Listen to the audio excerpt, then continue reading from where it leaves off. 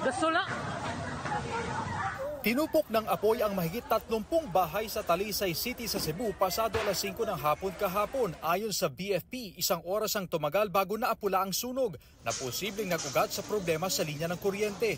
1.2 million pesos ang tinatayang halaga ng pinsala. Walang nasaktan pero nasa 100 residente ang apektado. Nagpaabot ng tulong ang Talisay City LGU.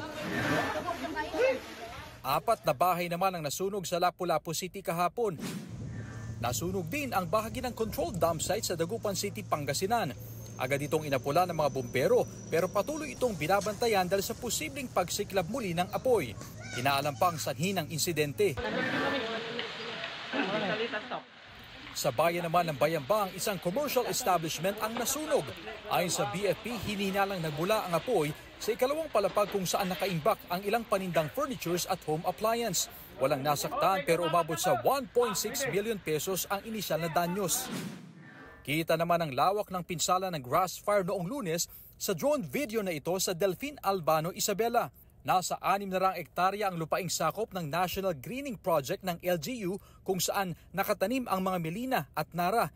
Pero malaking bahagi nito ang naabo dahil sa insidente. Ayon sa mga otoridad, desidido ang LGU na kasuhan ang mga nasa likod ng pagsusunog. Sa ngayon, ito ang pinakamalaking insidente ng grass fire na naitala sa lugar. Sa tala ng BFP, umabot na sa mahigit 8,000 ang insidente ng sunog sa buong bansa ngayong 2024 mula January 1 hanggang ngayong araw.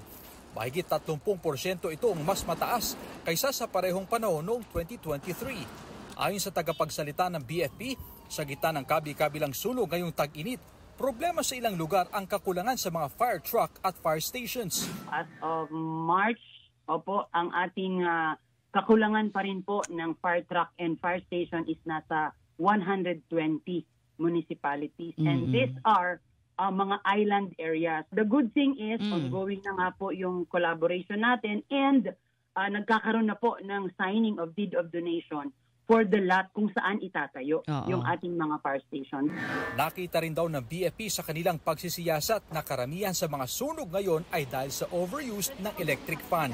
Isa yan sa nagiging investigation natin lumalabas, mga electric fans na overused or na overheat na dahil nga 24 hours nang ginagamit.